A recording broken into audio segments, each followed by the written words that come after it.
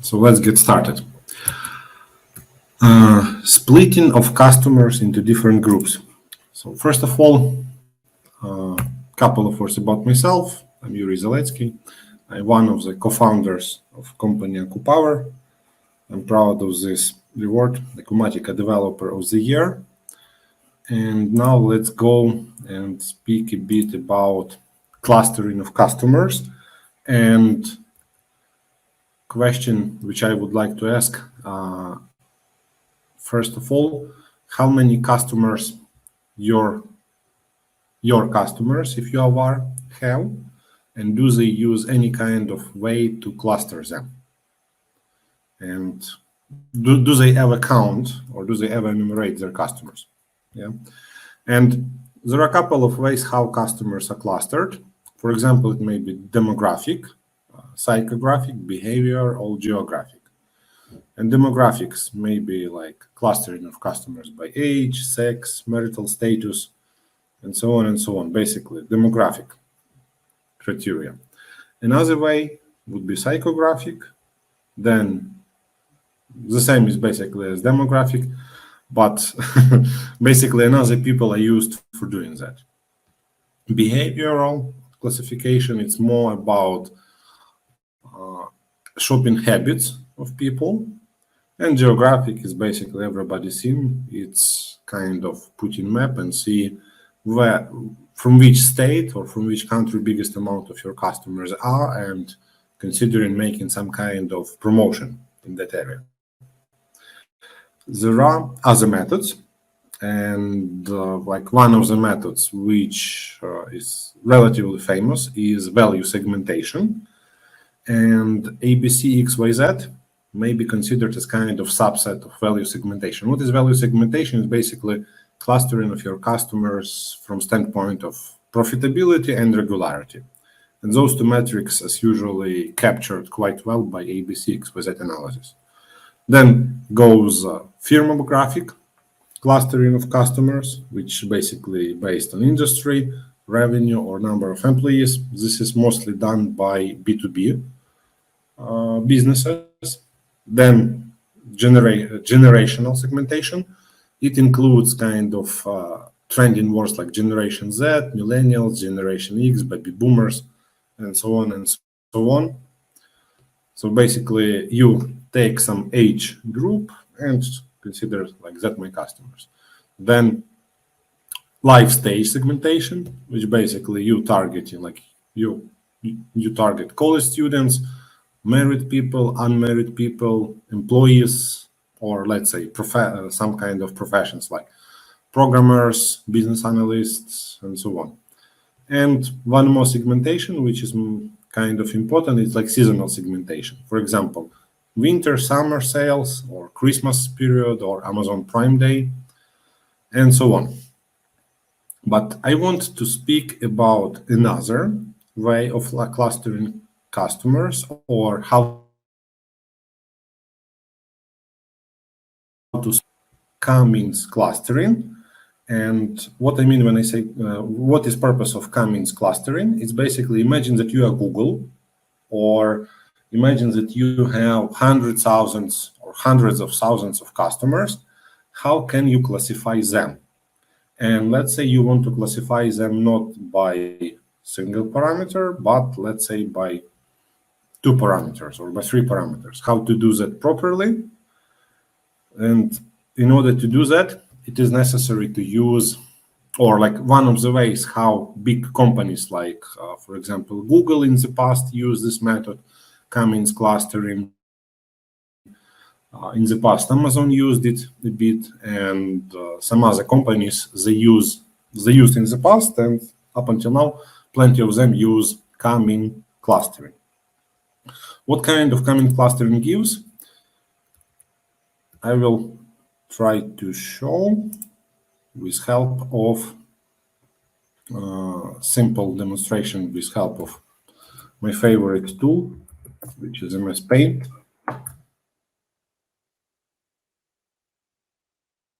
I will share it in a second.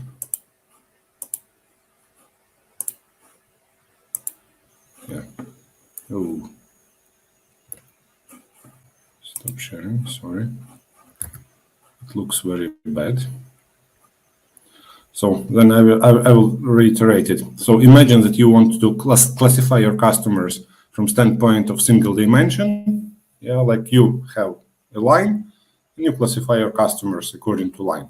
But if you have more dimensions than one or two, then you cannot visualize it. And for such a purpose, it is necessary to use something that is named K-means clustering.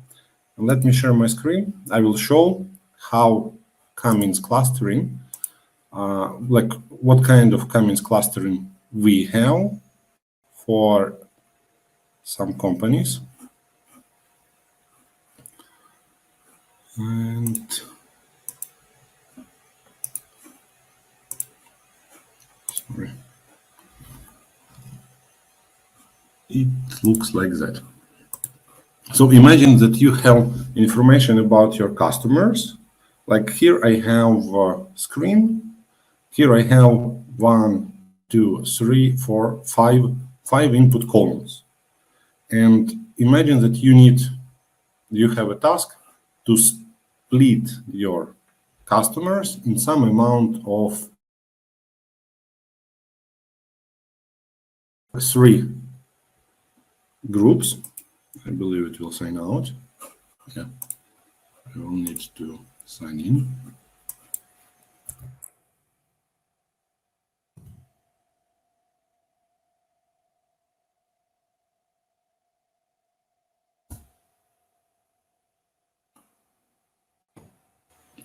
So imagine you want to cluster your customers. And when I say cluster, what I mean, you need to find groups of customers which are similar by nature, and you want to have 3 groups.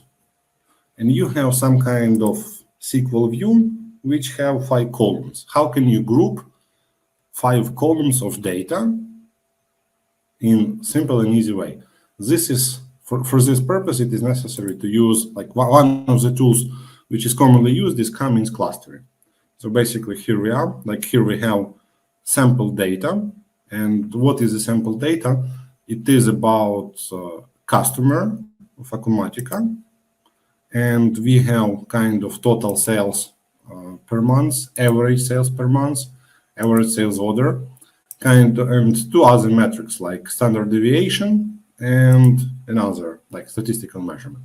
So let's say we want to see like if we want to split our customers by those 5 columns in 3 groups. And here we can see like how it look like visually.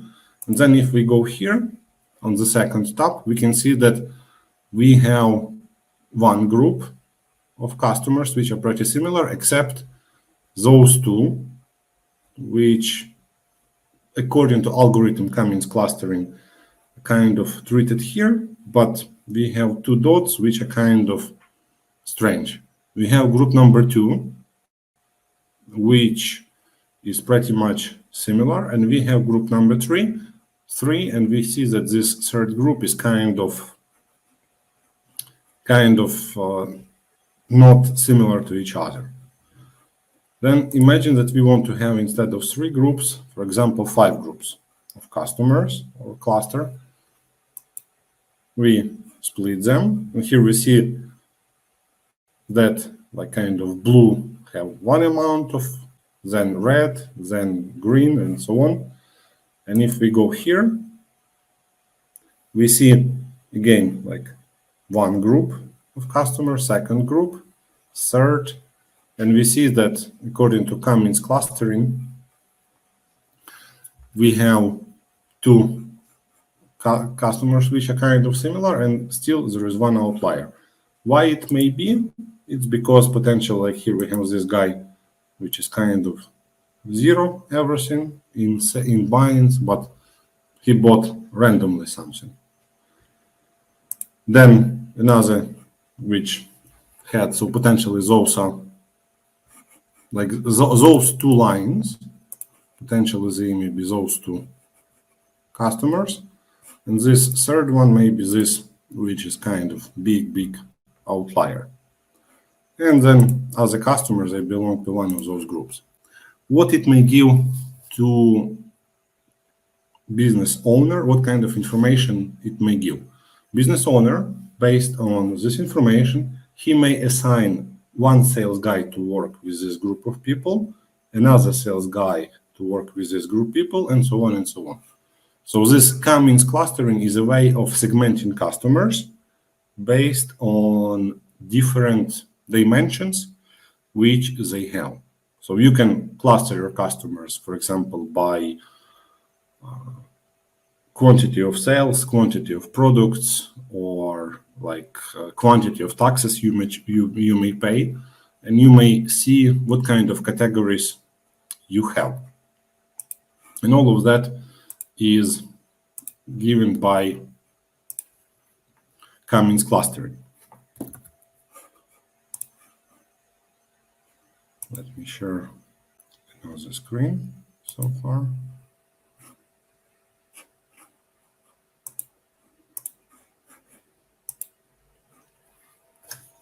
Here you can see elbow method for optimal K. What this elbow method stands for? If we need to cluster, if we need to split our customers and groups, like Cummins clustering, it allows to split your customers into plenty of groups. Like you want to have 5 groups of customers, no problem, you can split. You want to have 10 groups of customers, again, no problem, you can split, and so on and so on and so on. But starting from some kind of number, quality of that split will start to lose its value. Like if to come back to our sandbox example,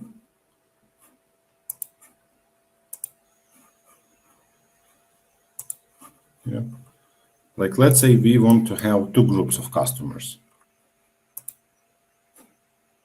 We see that like we have one group, second group, and basically we see one group and second group, and that may be not very well representative because we see that there are 3 outliers and there are those 1, 2, 3 customers which kind of similar, but potentially this group,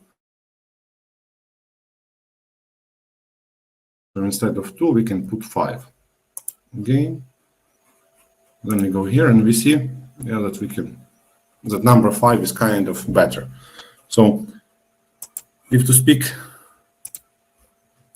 about which number is recommended, there is no written in stone recommendation like what amount of number you need. It mostly kind of trial and error and seeing how you can split your customers in how many groups, and then based on that you may assign different people in order to work on what you split. But there is additional metric within the sum of squares, which can be used as well. I don't have this metrics shown.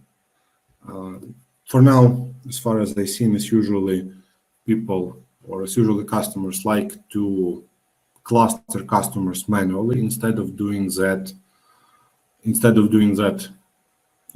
like automatically. But let's say if somebody wants to have customers split it automatically and then making decision-making process, and that also can be done and can be implemented. But overall idea is with help of Cummins clustering, you may split your entities in Acumatica into plenty of useful groups. This may be done for segmentation of customers, but besides that, the same algorithm may be used for segmentation of products, like segmentation of inventory or whatever. Like, so basically each time if you need somehow to split entities which you have, it may be customers, like is usually it is used, but also it may be used for inventory or for projects. Absolutely the same approach is applicable. So that is purpose of Cummins segmentation. And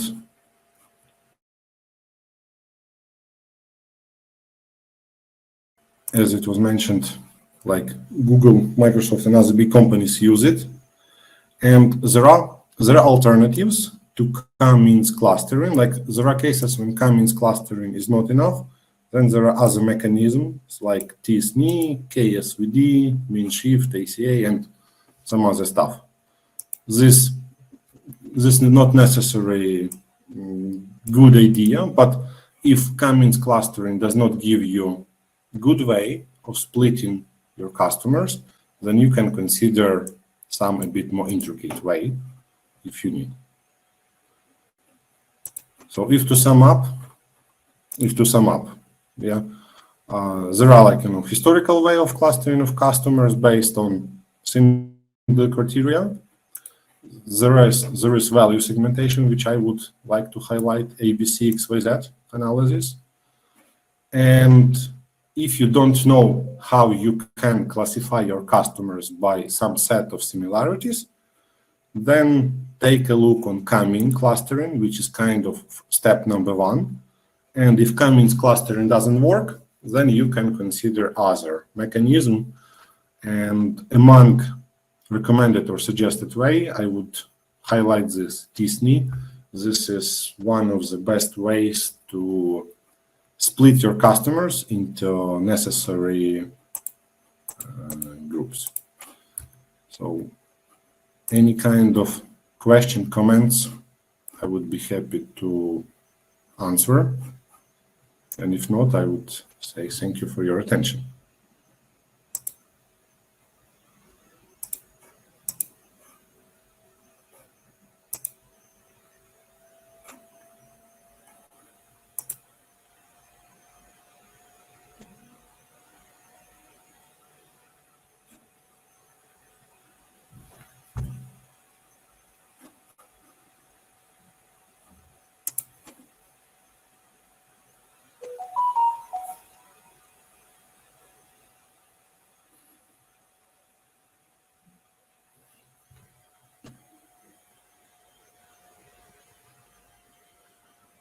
Thanks, Nicole, for kind words.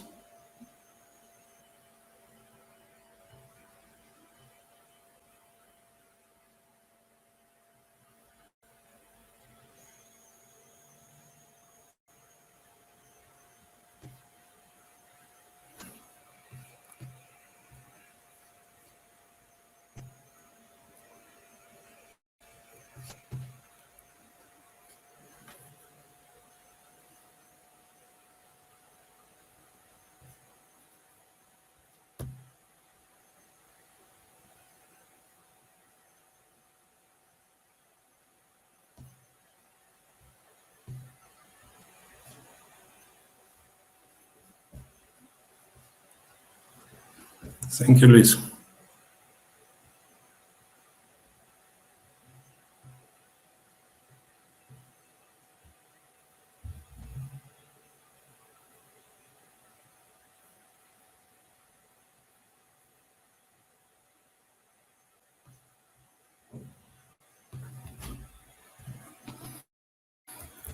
Well, we have a couple of minutes. I want to give a try one more time to MS Paint.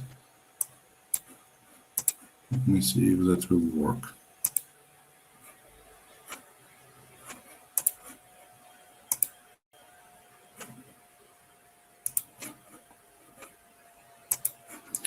So imagine that you want, like, if you need to classify some of your entities, let's say by single dimension, for example, by ABC, so that analysis here, just by way of example. Then you put dots.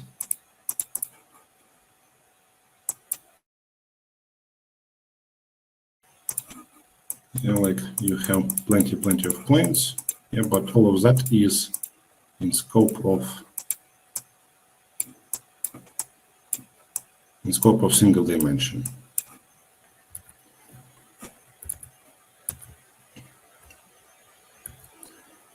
Then, if you need to have one more dimension,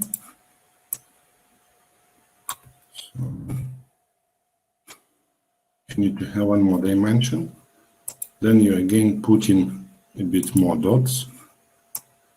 Yeah. And then you can somehow consider how to classify your entities. Yeah. But if you have, like, let's say 3 dimensions, then 3 dimensions is not enough. Like, it's relatively hard to visualize and kind of hard to analyze. And the way how mathematicians decided to fight with that multi-dimension problem, yeah, it's basically Cummings clustering. This is purpose of Cummings clustering in scope of classification. Hey, Yuri, can you hear me? Yeah, I can hear you. Yeah. You have about 5 more minutes left in your session. So if you want, you can either end it now and people can head to the happy hour, or you can stay on in case there's any questions, but it's up to you. It seems like it can be good to hand it now. Okay. All right. Well, in that note, why doesn't everybody head over to the happy hour to end off the event on a high note? And thank you again for providing such great content to close things out today. We appreciate it. You're welcome. Thank you for the opportunity to share. Yep. Thank you.